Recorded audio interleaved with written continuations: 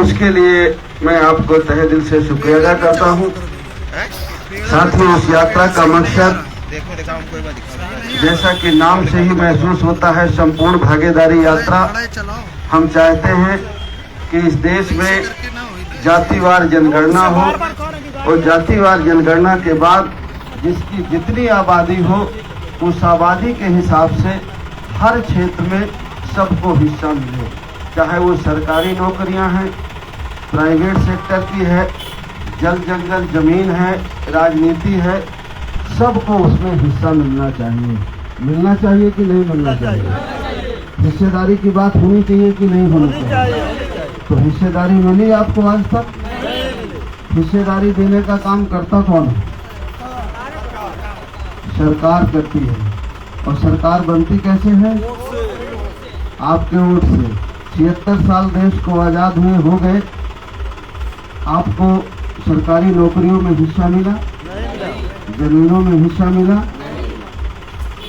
बच्चों को रोजगार नहीं मिला, तो फिर ये किसकी गलती है कि हम सरकार बनाते हैं, 76 साल से बना रहे हैं वोट दे करके, और हमको हिस्सा नहीं मिला, हमारे बच्चों को उचित शिक्षा नहीं है, रोजगार नहीं है।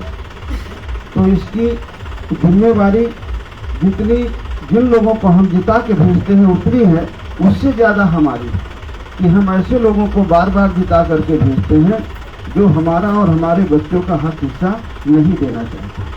अगर हम हक हिस्सा लेना चाहते हैं तो उसके लिए ज़रूरी है कि देश में जाति जनगणना हो और जिसकी जितनी आबादी निकल करके आए उस आबादी के हिसाब से सबको हिस्सा मिले। और हिस्सा देने का काम सरकार का है। तो जो सरकार हमें हिस्सा नहीं दे रही है उस सरकार को बदल करके जो पार्टी हमें हक हिस्सा देने को तैयार है, हमारे बच्चों को हक हिस्सा देने को तैयार है, उस पार्टी को जिता करके हमें विधानसभा में और लोकसभा में भेजना होगा, तो हमारी और हमारे बच्चों की समस्याओं का समाधान होगा। आज इसीलिए हम लोग संपूर्ण भागीदारी यात्रा लेकर के निकले हैं कि अगर हमें अच्छी शिक्षा चाहिए, रोजगार चाहिए, खाद बीज सस्ती चाहिए और किसानों की फसल की कीमत सही मिले, तो हमको जो हमारी पार्टी है जन अधिकार पार्टी, उस पार्टी के प्रत्याशियों को जिता करके लोकसभा में भेजना होगा, तो हमारी समस्याओं का समाधान है। लोग चुनाव के मौके पर आते हैं, बहुत सारे वादे करते हैं और जब चुनाव जीत करके चले जाते हैं तो बदले में हमें 5 किलो अनाज देते हैं, गैस सिलेंडर चूल्हा देते हैं, और जब सत्ता में पहुंच जाते हैं वो, तो उनका लड़का डॉक्टर बनता है, इंजीनियर बनता है, कलेक्टर बनता है, कप्तान बनता है, और हमारा बच्चा तो चपरासी नहीं बनता। ये सारा काम उन्हीं के हाथ में है जिसको हम वोट दे करके जिताते हैं। अगर हम किसान हैं, हमें खाद बीज सस्ती चाहिए, तो खाद बीज सस्ती कहीं और जाएंगे तो नहीं होगा, वो वही लोग करते हैं जो हमारी वोट से जीत करके जाते हैं। अगर हम किसान हैं, कर्जा लेते हैं, दुकानदार हैं, कर्जा लेते हैं सरकार से, बैंक से, अगर हम कर्जा नहीं दे पाते हैं तो चाहे हम चारों धाम चले जाएं नहीं माफ होगा। माफ वही करेंगे जो वोट से हमारे जीतते हैं। सारी ताकत आपके वोट पे है। जिस वोट को हम शराब में बेचते हैं, 200, 400, 500 रुपया में बेचते हैं, उस वोट को लेकर के वो सत्ता में पहुंच जाते हैं और अपने लोगों की समस्याओं का समाधान करते हैं। अगर हमें अपनी समस्याओं का समाधान करना है तो पहले हमें वोट को बेचना बंद करना पड़ेगा। जो लोग अपना वोट बेचते हैं वो वोट नहीं बेचते हैं, अपना और अपने बेटी और बेटे का भविष्य बेचते हैं।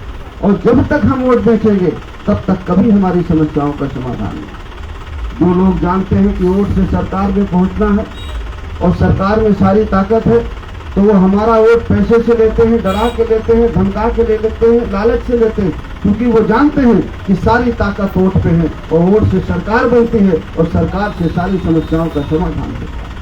आप थाने में जाते हैं, दरोगा आपकी नहीं सुनता है, ध्यान से सोचिए कि वो किसकी सुनता है, उसी की सुनता है जो आपकी वोट से जीतता है।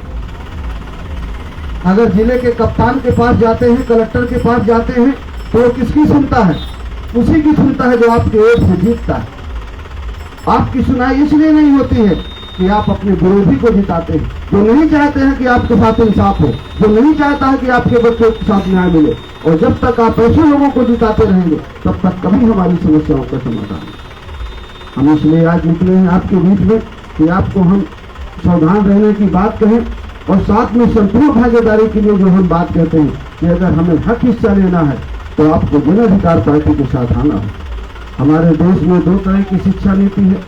एक तरह गरीब और किसान का, मजदूर का बेटा है जो प्राइमरी स्कूल में पढ़ता है, दूसरी तरफ बड़े आदमी का बच्चा है जो पब्लिक स्कूल में पढ़ता है। जो पब्लिक स्कूल का बच्चा पढ़ने वाला है CBSE ICSE का, वो इंग्लिश मीडियम से पढ़ता है। गरीब का बच्चा जो प्राइमरी में पढ़ता है, किसान और मजदूर का, वो हिंदी मीडियम से पढ़ता है। और दोनों जब कंपटीशन में बैठते हैं, नौकरियों के लिए परीक्षा देते हैं, तो वो गरीब का बेटा तो पहले ही फेल हो जाता है। वो सोचता है कि मैंने CBSE ICSE पढ़ी। तो जन अधिकार पार्टी ये कहती है कि भाई बड़े आदमी का बच्चा अच्छी सुविधा में पढ़ ले, कूलर में बैठ के पढ़ ले, सोफे में बैठ के पढ़ ले। गरीब है बेचारा, टाट पट्टी में बैठ के पढ़ ले, स्कूल में बैठ के पढ़ ले, लेकिन किताब एक हो, शिक्षा एक हो, मास्टर एक हो, पढ़ाई एक तरह की हो, ताकि जब वो बड़ा होकर के पढ़ के परीक्षा दे नौकरी के लिए तो उसके मन में ये हीन भावना न रहे कि मैंने CBSE ICSE देखा। इसलिए हम नारा लगाते हैं कि गरीब हो या धनवान, उसकी उतनी हिस्सेदारी। अगर हमें हिस्सेदारी लेना है तो हमको जो हमारे विचारों की पार्टी है जन अधिकार पार्टी, उसके साथ चल करके भागीदारी यात्रा में शामिल होकर के आपको अपने हक हिस्सेदारी की बात को कहना है। पुनः आपको धन्यवाद देते हुए मैं अपनी बात खत्म करता हूँ। हमारे साथ यात्रा में रमेश मौर्य जी हैं, हमारे प्रदेश अध्यक्ष जो है राजचंद्र पाल साहब, हमारी रानी जी हैं नीचे खड़ी हैं, हमारी उमा जी हैं, बहुत सारे साथी इस यात्रा में चल रहे हैं। बहुत बहुत धन्यवाद।